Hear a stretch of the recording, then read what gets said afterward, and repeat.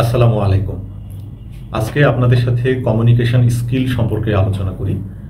যারা কমিউনিকেশনের স্কিল বৃদ্ধি করতে চান কিংবা কমিউনিকেশন স্কিল শিখতে চান তাদের জন্য এই ভিডিওটা খুব গুরুত্বপূর্ণ হবে। আমি দুইটা অংশে আলোচনা করব কমিউনিকেশন স্কিল সম্পর্কে। প্রথম অংশে আমি আলোচনা করব কমিউনিকেশন স্কিল কেন এত বেশি গুরুত্বপূর্ণ। দ্বিতীয় অংশে আমি আলোচনা করব কমিউনিকেশনের একটা সূত্র সম্পর্কে, যে সূত্রটা শিখলে আপনি আপনার কমিউনিকেশনের দক্ষতা বৃদ্ধি করতে পারবেন। আশা করি আপনারা সাথেই থাকবেন। যারা এই ভিডিওটি দেখছেন তাদেরকে ধন্যবাদ, এবং যদি ভিডিওটি ভালো লাগে তাহলে অবশ্যই লাইক কমেন্ট করবেন এবং ভিডিওটি শেয়ার করবেন। আর আমার পেজ এবং ইউটিউব চ্যানেল সাবস্ক্রাইব বা ফলো করে সাথে থাকবেন। আসেন শুরু করা যাক ভিডিওটি। প্রথমে আমরা দেখে নিই যে কমিউনিকেশন স্কিল কেন এত বেশি গুরুত্বপূর্ণ। ব্যক্তিগত জীবনে, পেশাগত জীবনে কিংবা সামাজিক জীবনে যে কয়েকটি সফট স্কিল খুব গুরুত্বপূর্ণ তার মধ্যে একটি হচ্ছে কমিউনিকেশন স্কিল। যোগাযোগের দক্ষতা যদি আপনার ভালো না হয় তাহলে আপনি কোনো ক্ষেত্রেই উন্নতি করতে পারবেন না। আর যদি যোগাযোগের দক্ষতা আপনি ভালো রাখতে পারেন, যদি বৃদ্ধি করতে পারেন, তাহলে সব ক্ষেত্রেই আপনি উন্নতি করতে পারবেন। কেন কমিউনিকেশন স্কিল এত বেশি গুরুত্বপূর্ণ?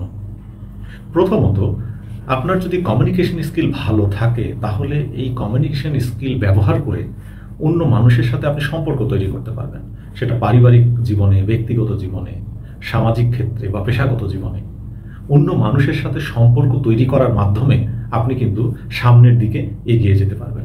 যত বেশি বেশি মানুষের সাথে আপনি ভালো সম্পর্ক তৈরি করতে পারবেন, আপনার সামনের সুযোগগুলোকে আপনি তত ভালোভাবে কাজে লাগাতে পারবেন।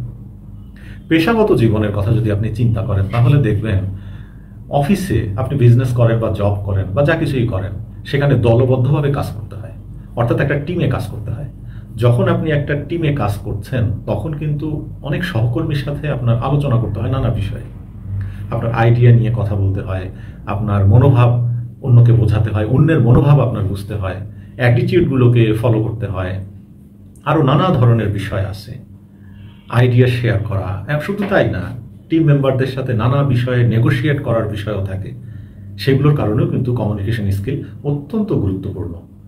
আপনি আরেকটা বিষয় চিন্তা করেন, যদি আপনার যোগাযোগের দক্ষতা ভালো থাকে তাহলে আপনি কিন্তু আপনার তথ্যগুলো, আপনার কথাগুলো ভালোভাবে উপস্থাপন করতে পারবেন, এবং আপনার যারা অডিয়েন্স তারাও কিন্তু আপনার কথাগুলোকে গ্রহণ করবে তত ভালোভাবে।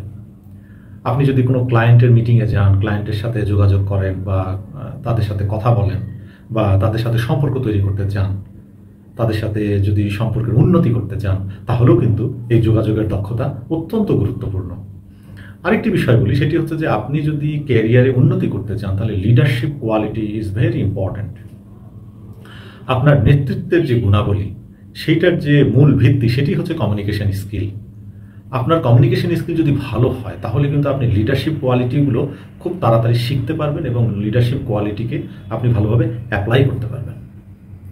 আরেকটি গুরুত্বপূর্ণ দিক আমি বলি, সেটি হচ্ছে যে প্রতিনিয়ত আমরা বিভিন্ন সমস্যার মুখোমুখি হচ্ছি, সেটা ব্যক্তিগত জীবনে, পেশাগত জীবনে বা সামাজিক জীবনে। আপনার যোগাযোগের দক্ষতার মাধ্যমে আপনি কিন্তু সমস্যাগুলোকে সমাধান করতে পারেন।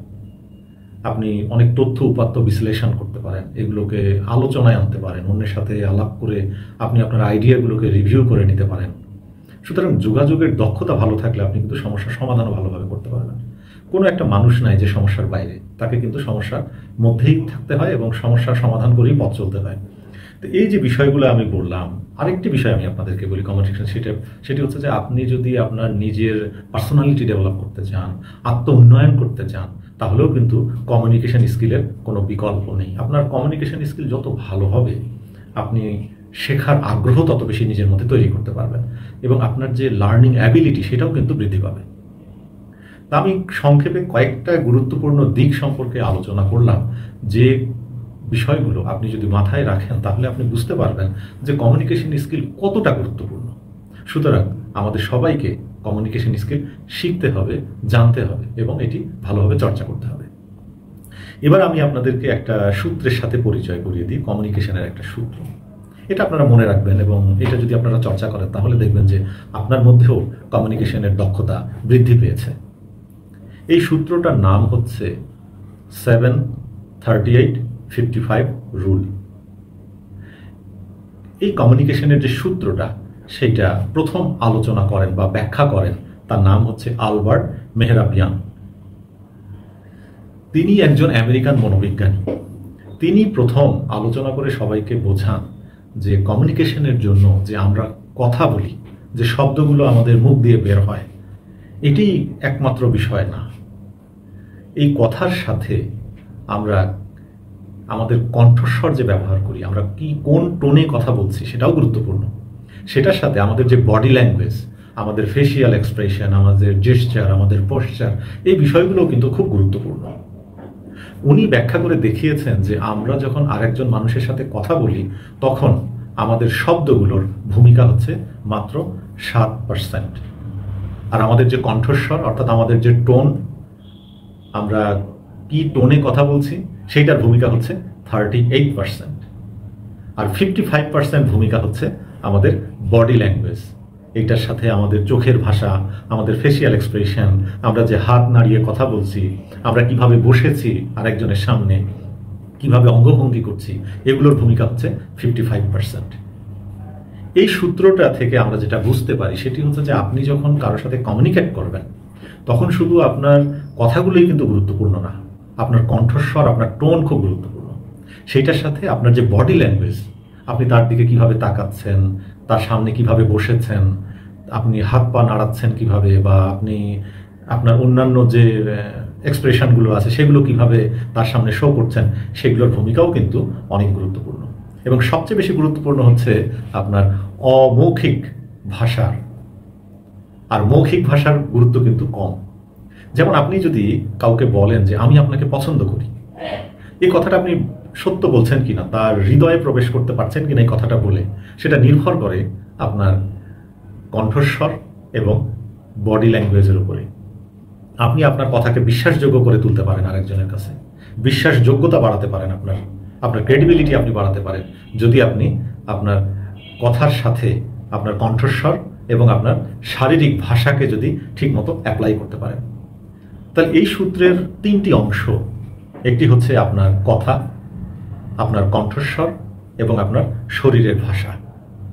সুতরাং আপনি যখন কারোর সাথে যোগাযোগ করছেন তখন আপনি খেয়াল করেন আপনার শরীরের ভাষাটা ঠিক আছে কিনা, আপনি তার দিকে ঠিকমতো তাকাচ্ছেন, তার আই কন্ট্যাক্ট তার সাথে আপনার আছে কিনা, আপনি তার সামনে যে এক্সপ্রেশনটা দিচ্ছেন সেটা কি হাসি খুশি এক্সপ্রেশন নাকি খুব বিরক্তিকর এক্সপ্রেশন দিচ্ছেন, কোন সিচুয়েশনে আপনার কোন ধরনের এক্সপ্রেশন দেওয়া দরকার, এবং কণ্ঠস্বরটা কেমন হবে, টোনটা কেমন হবে, এটা কি মিষ্টি হবে নাকি খুব রাগী হবে, নাকি খুব লো ভলিউমে বলবেন নাকি হাই ভলিউমে বলবেন, এটাও কিন্তু খুব গুরুত্বপূর্ণ।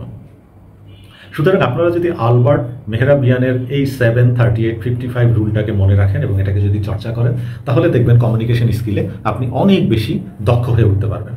তবে একটি কথা মনে রাখার দরকার, এখানে একটু বলতেও চাই কথাটা, সেটা হচ্ছে যে এই যে 7-38-55 রুল, এটা কিন্তু সব ক্ষেত্রে যে প্রযোজ্য তা না। আপনি যদি কোনো আবেগ প্রকাশ করতে চান, আপনার মনোভাব প্রকাশ করতে চান, আপনি কারোর সাথে সম্পর্ক তৈরি করছেন, একটা আলোচনা করছেন কোনো বিষয়, সেটি হতে পারে।